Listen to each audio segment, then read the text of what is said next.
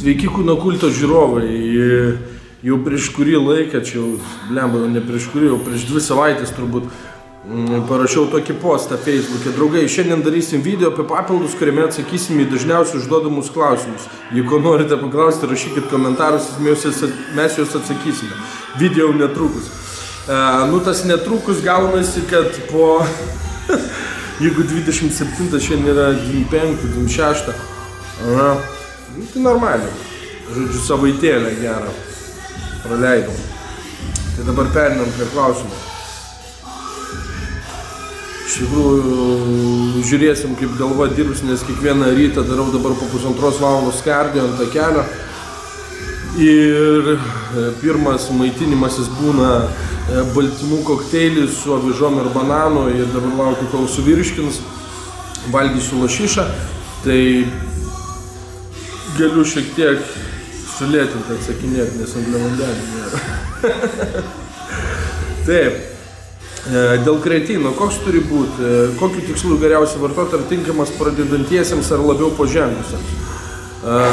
Iš tikrųjų, žiūrint koks kreatinas, pavyzdžiui, monohidratas, jisai kaupia vandenį, jeigu tu masės nori priaugti, vartok jį, jeigu nori sausesnės masės, tai vartok šitągi, pamačiau šaldytuvę bacaškės ir užsimaniau. To, einu pasimsiu.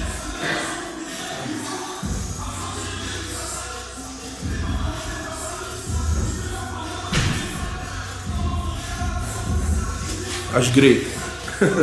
Sorry. Nes po kartų žiauriai norisi kažkoti atsigaivinti ir skyšių matyti trūksta. Tai va, kreatinas, monohidratas visiškai belia kokios firmos net nesiparinkė, todėl kad jisai, jo veiklio yra labai pigi ir čia bet kokia firma monohidratas bus gerai.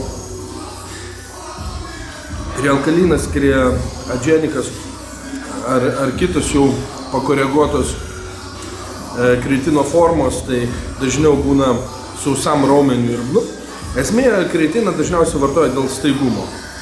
Jėgos ir staigumo, sprogstamos jėgos. Tai pradedantiesiems monohidratą, jau pažengusiems galbūt krealkaliną. Man, pavyzdžiui, nuo monohidrato spaudimas kyla ir galvas skauda. Sveiki, nuo kokio amžiaus būtų tikslingiausia pradėti vartoti testosterono skatintojas? Nuo didesnio amžiaus. Aš aišku vartojau ten ir 17 metų. 17 metų rezultatus jaučiau, aišku, kada pasiektas testosteronas, tu dar įkali normalaus mikso testo skatintojo, tai ten užkeli iš vis kosmosas. Bet iš mano praktikos, kiek aš užsiemu papildais, o papildais užsiemu daugiau turbūt nei 10 metų, tai labiausiai jaučiasi jau virš 30 žmonėm. Ar reikia daryti pertraukas nuo vitaminų? Aš dažniausiai pakeičiu kitokiais, leiskim. Vienas vartoja limpo, vėliau anteškus, vėliau dar kokie nors. Čia toks vitaminai, žinai, ar reikia pastovi valgyti obuolį, žinai, ar ten apelsinus. Nematau, stimuliantus tai reikia daryti pertrauką, kaip azotams ar ten kitiems, žinai, nes pripranta organizmas ir šiaip nėra labai gerai. Ar labai skiriasi kainos ir kokybė, ta prasme, pradedančiam imti pigesnius ar brangesnius papildus, kad nebūtų pinigai išmesti.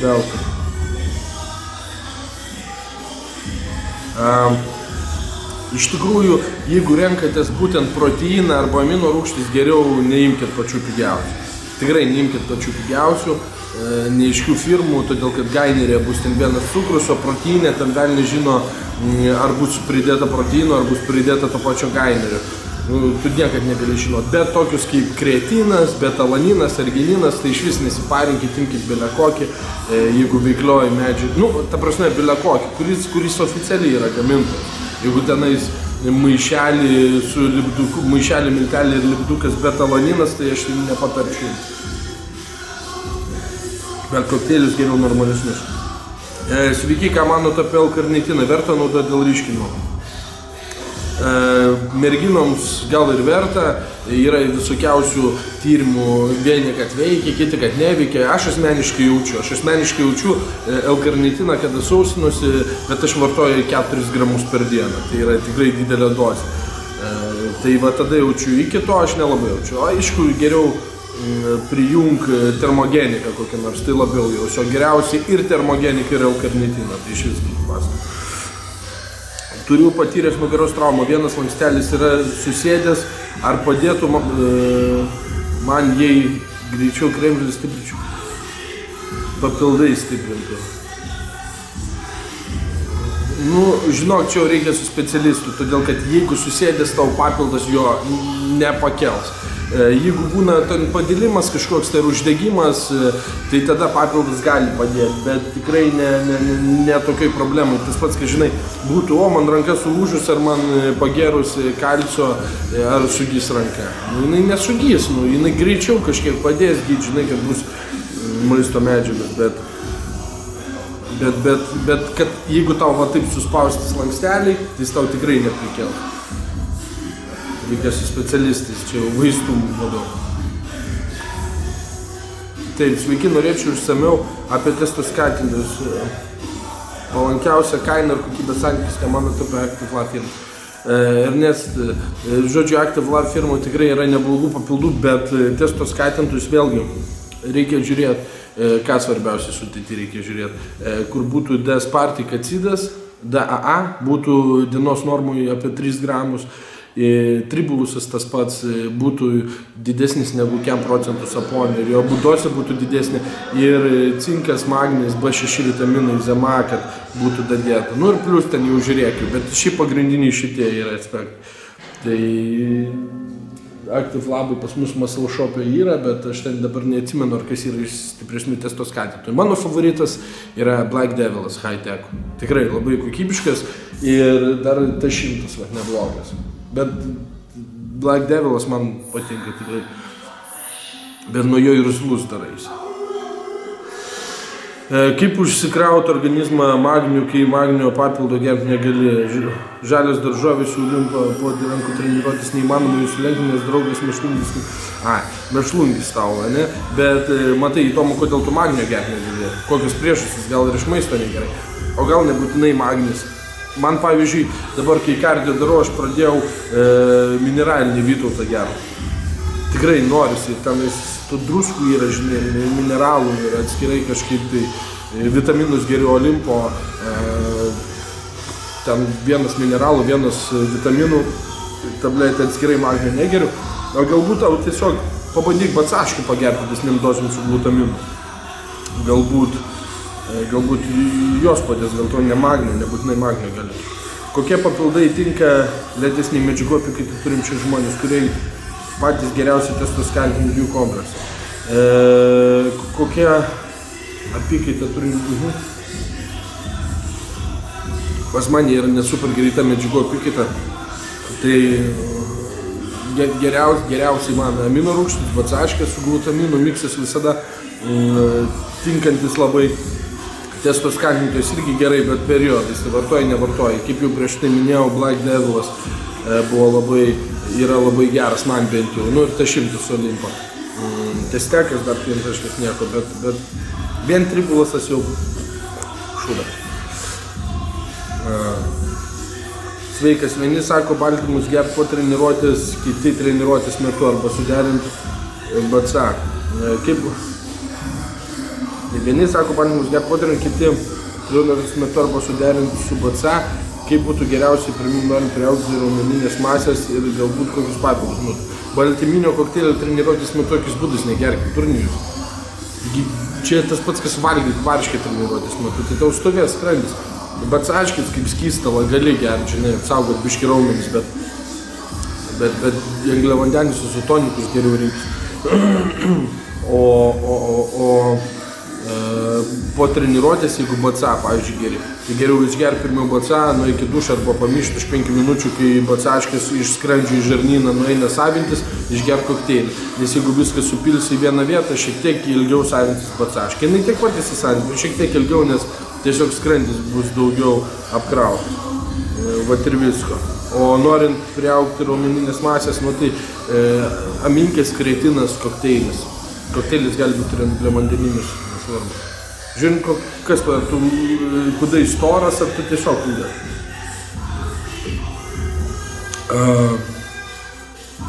Kokius papildus patarčiau naujokui, tiesiog pasimti, jeigu tu kūdas, kokteiliuką gynerinį. Viską. Gali ir baltyminį.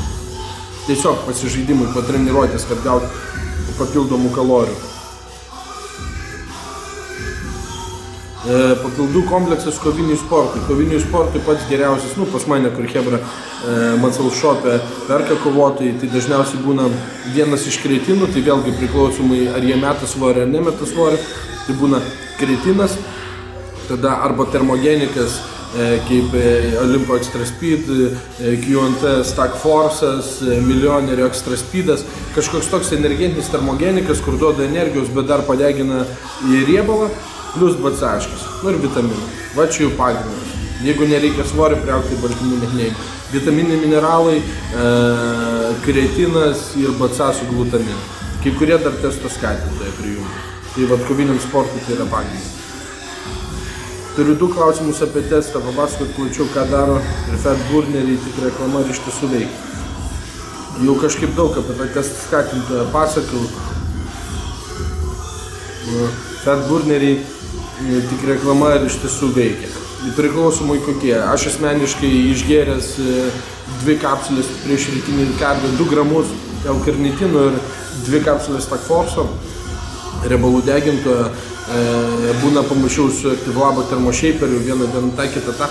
Ten yra daug kofeino, žaliosios arbatos, tai vien tas jau sustimuliuoja mane nepasiduoti einant ant tą kelią.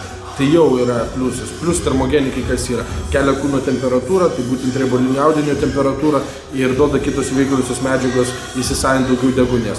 Didesnė šiluma riebaliniam audiny plus daugiau deguonies reiškia greičiau skyla riebalo molekulė. Ir greičiau tu degini riebalą, iš to riebalo gauni energiją, turi jėgų eiti ant takelio ir sausėja reformą daraisi.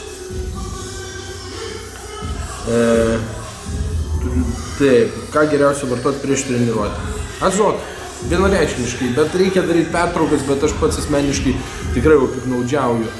Galiu jau taip prisipažinti, piknaudžiauju azotais ir prasidarė, mes čia Iron Hood'e keletą skirtingų ir vieną dieną Red Veilerį įsimetu, kitą dieną tenais Napalmo, trečią dieną kažkoks tai pampos, žinai, Fan Nutrition'o čia atneša Hebra visokių pasibandyti narko 3000, o 300, žinai, visokių Supernova, biotecho guli dar pas mus. Ir bandomės, bet aš dažniausiai dar dasidedu keletą gramų betalanino ir keletą gramų arginino. Tai yra man pats geriausias dalykas. Tikrai Hebra, žinokit. Pavyzdžiui, mano draugas negali gerti arginino, jam spaudimas kyla, kažkas ten darosi, tai jisai daro kaip aš, tik nededa arginino. Ir taip galit kiekvienas pagal save atrasti kažkokį tai miksą geresnį papildų, bet pre-workoutai.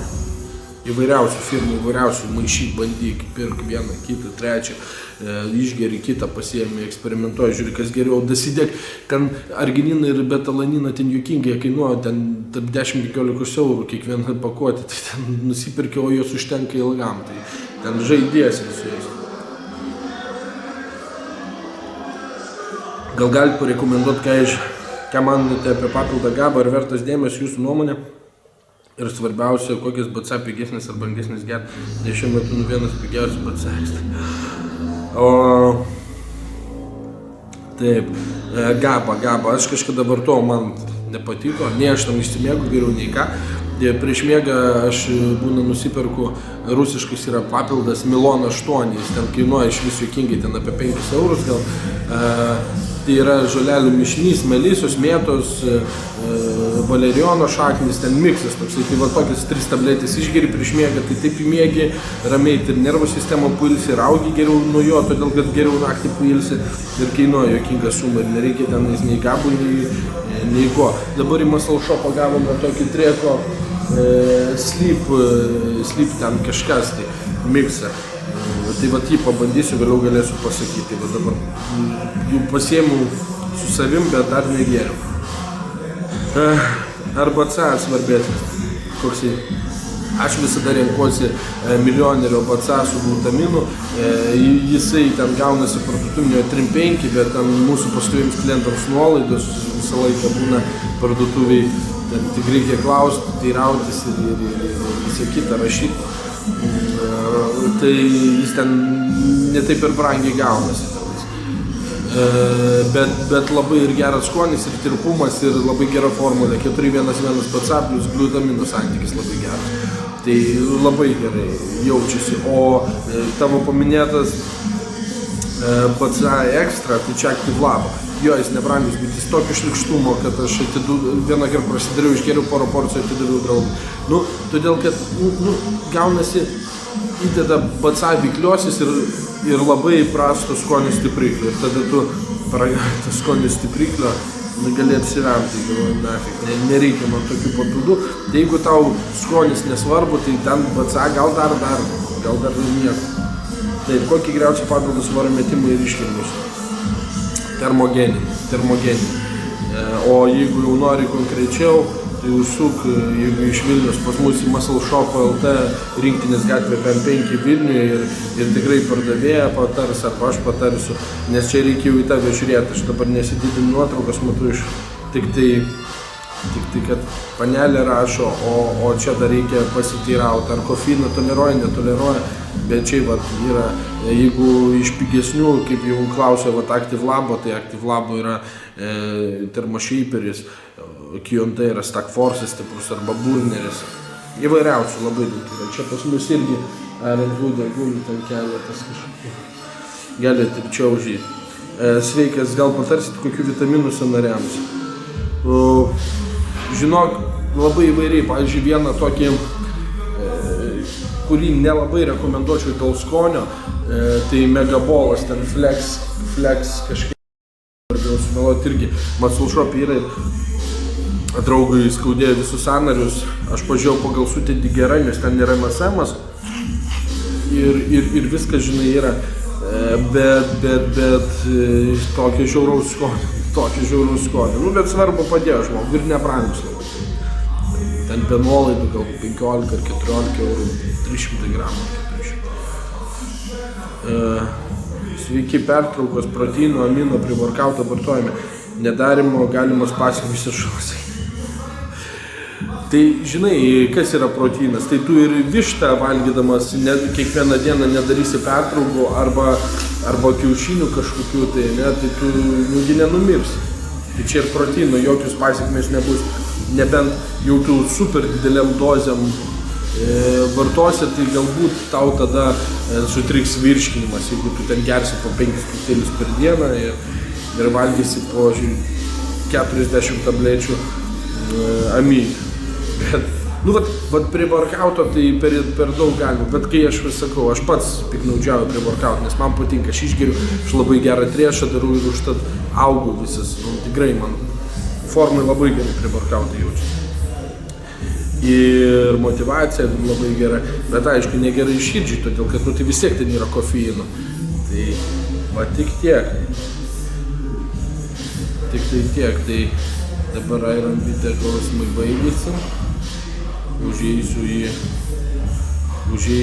į savo asmeninį, nes ten mačiau keletą buvo klausimų.